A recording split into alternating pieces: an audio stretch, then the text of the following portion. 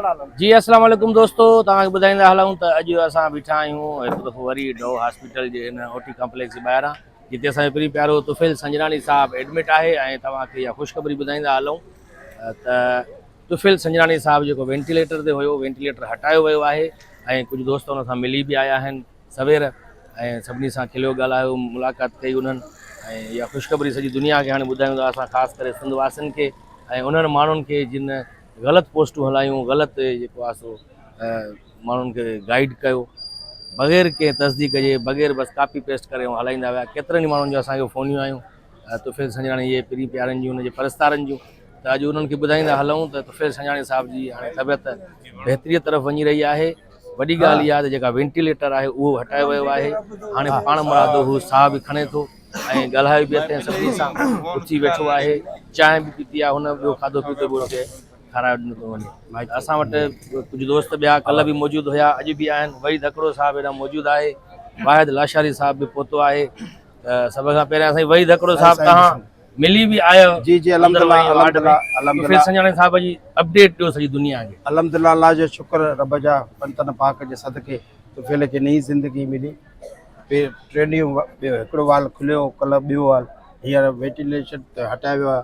तबियत सही आहे। तव्हां सां ॻाल्हाएं बि बिल्कुलु ॻाल्हाई, हथ मिलाई, नारो है ही मौला जो, सोना लगदा है अली वाला। वाह खिलियो, मां चयो बाबा सभु मलंगनि जी दुआऊं थी। मलंग दुआऊं, उन्हनि माण्हुनि जी दुआऊं जिन ॾींहं राति पए दुआऊं कयूं।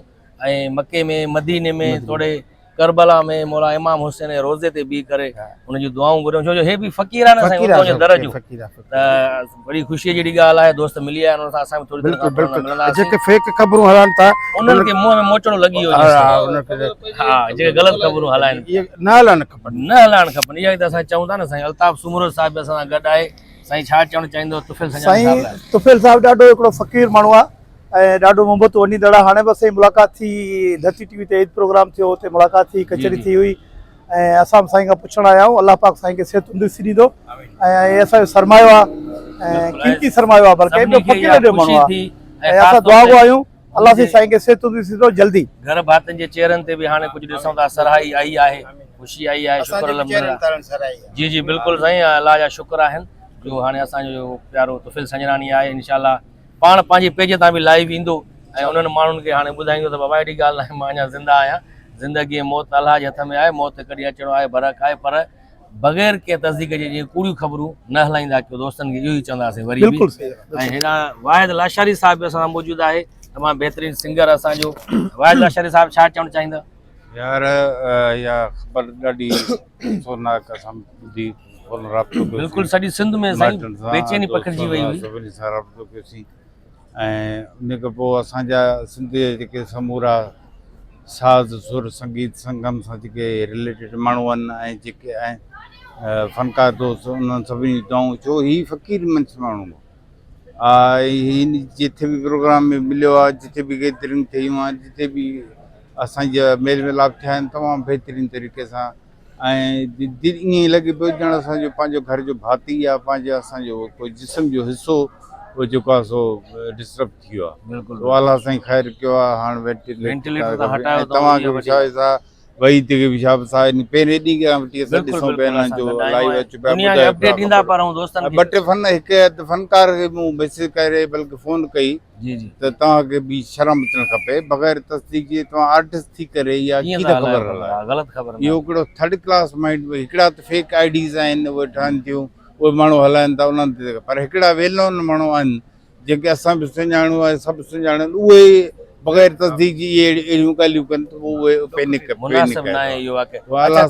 शुक्र आहिनि जो हाणे ज़ुल्फ़कार शाह साहिब बि आयो हो, असांजो कल्चर मिनिस्टर, जंहिंजे अॻियां असां इहो सभिनी मुतालबो बि रखियो त जीअं तुफ़ैल संजरानी साहिबु थोरो स्टेबल थिए त उन खां पोइ हिन जो मुकमल तौर ते इलाजु जेको आहे उहो ॿाहिरि मुल्क मां करायो वञे, त जीअं असां मुकमल सिहतयाब थी करे ऐं वरी हिकु दफ़ो सिंध जे कल्चर खे प्रोमोट करे। तमामु बहितरीनु। इन बारे में छा चवंदो? मूंसां पहिरियां सलीम सोलंकी साहिबु आयो, डायरेक्टर कल्चर, उन बि ॻाल्हायो, हिते वेठो ऐं उन खां पोइ कल्ह साईं जिन पाण आया। बिल्कुलु असांजो राब्तो कल्चर डिपार्टमेंट ऑफिस सां त हुयो, पर उन्हनि जो सुठी एफर्ट्स हुई, सुठो इनिशिएटिव हो जो कंहिं आर्टिस्ट जे करे मिनिस्टर पाण बि अचे थो, हुनजा अमलो बि अचे थो ऐं जेको हुनखे फस्ट एड लाइ उहे उनखे कनि था।